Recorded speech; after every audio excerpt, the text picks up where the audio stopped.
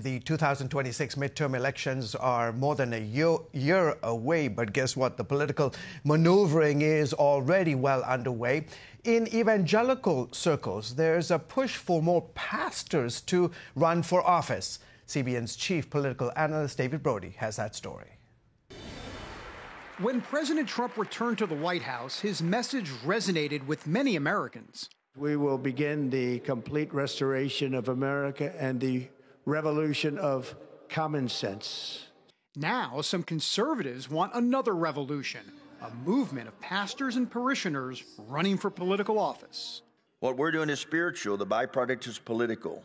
David Lane heads up the American Renewal Project. His group is focused on the swing state of North Carolina with the goal of convincing 500 North Carolina pastors, spiritual leaders, or churchgoers to run for various positions, from school board to city council to even Congress. Hello to everyone at the North Carolina Nehemiah Pastor Summit. At a recent event in Raleigh, the president sought to mobilize the congregation.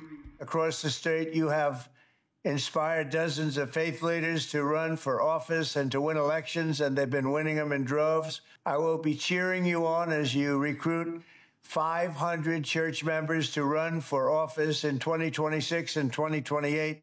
4 years ago, the American Renewal Project successfully recruited 50 pastors and spiritual leaders for statewide offices. 25 won their primaries, and 10 won the general election. If we stay home, the other side's put their candidates in, who then draft and pass legislation and codify into law their values. We're asking the living God to move into the public square of America. Overall, the 26 midterms are already looking to be a dogfight, as a handful of states across the country are changing their redistricting rules. Just this week, Missouri's Republican governor signed into law a new map that could net the GOP an additional congressional seat. Texas drew first with a map to benefit the GOP in the midterms. Red states like Indiana and Florida are also planning to do the same. Meanwhile, Democrats are trying to redistrict in the blue states of California, Maryland, and New York.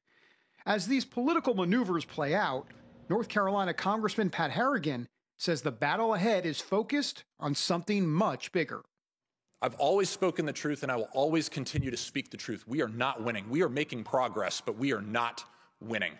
There is still a mountain of work to do, and it will take all of our lifetimes to undo what has been done in this country to sow sin instead of righteousness. While it might take a lifetime, members of this movement believe the result will be worth the work, and that now is the time to start. David Brody, CBN News, Washington.